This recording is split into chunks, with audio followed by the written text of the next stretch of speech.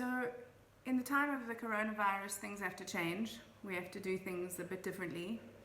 And so I'm about to retract one of my most fervent positions.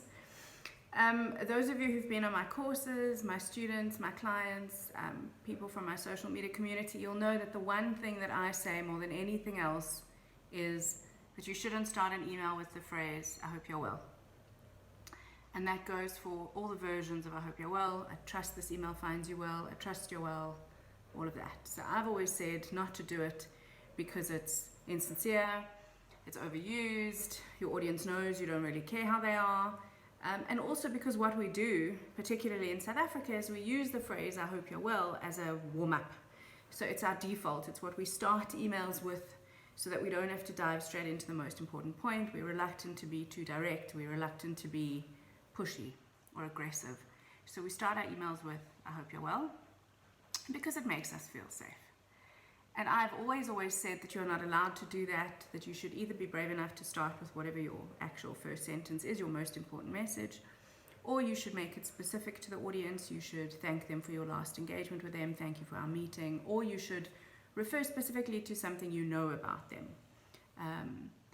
Hope you had a good race on the weekend, hope you're feeling better after your cold on Friday. So if they actually haven't been well, then you can wish them good health. But I've always said rather go specific than general. And this is something that my students traditionally battle with, because if you don't know somebody, and if this is your first contact with them and you don't have an arsenal of information about them in your head, you can't be specific, you have nothing to go with. But, of course, the rules have changed. We are living in a very, very different world to the world we were living in 2019 or even in February. In South Africa, we're about to go into 21 days of national lockdown, which starts tonight. And so I felt that this was a good opportunity to talk about how to start the emails we will be writing over the next 3 weeks and indeed over the coming months. And here it is. Here's the statement that so many of you have wished that I would make. You are now allowed to comment on people's health in your emails. Even I cannot, in good conscience, face perhaps the biggest health crisis of my lifetime and tell you not to start your emails with wishes for people's health. But make it specific. So even now, go beyond the cliches.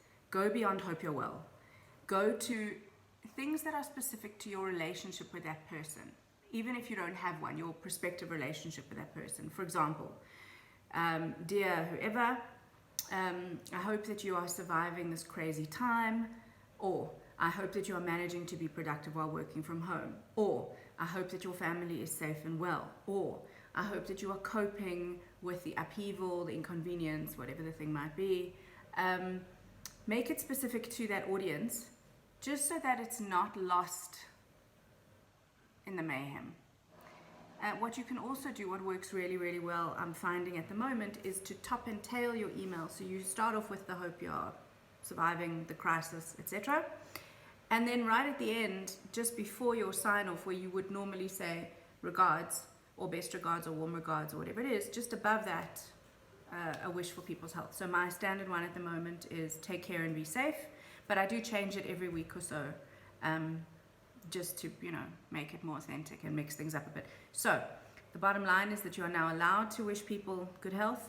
Hopefully, we will all survive the crisis. And at that point, I will release another video which says that it is no longer acceptable to use the phrase "I hope you're well." But until then, I really do hope you are all well.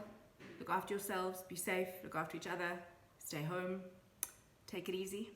I'll see you on the flip side.